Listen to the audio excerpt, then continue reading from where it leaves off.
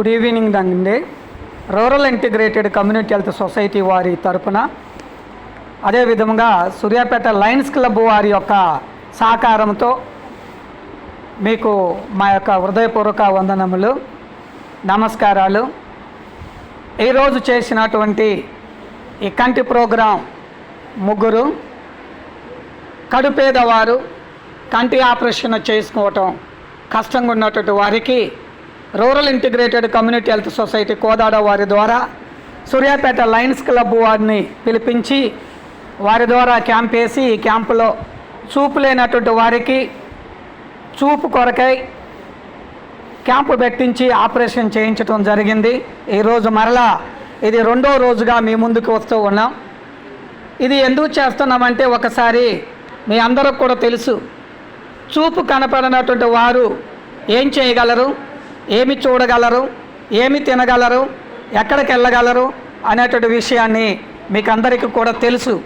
కాబట్టి చూపు ఇస్తే ఇది వారు జీవితాంతరం చూపు వచ్చి చేయించినటువంటి వారిని తలుసుకుంటారనేటువంటి ఉద్దేశంతో మేము ఈ యొక్క కార్యక్రమాన్ని ప్రారంభించి మేము ముందుకి తీసుకొస్తూ ఉన్నాం.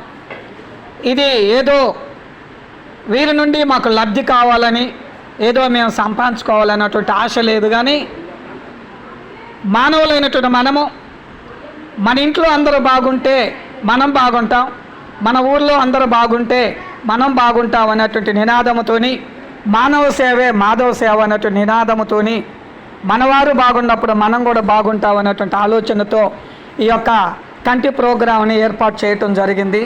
ఈ కంటి ప్రోగ్రాంకు చేయించినటువంటి వారిలో పిడమర్తి ముత్యాల గారు, పొలంపల్లి యశోద గారు, కన్నేటి రామయ్య గారు, వీరు ముగ్గురు ఉన్నారు. ఈరోజు ఈ క్యాంపుకి 5గురిని తీసుకొని వస్తే ఇది ముగ్గురు మాత్రమే సెలెక్ట్ అయ్యారు, మిగిలినటువంటి వారు సెలెక్ట్ కాలేదు.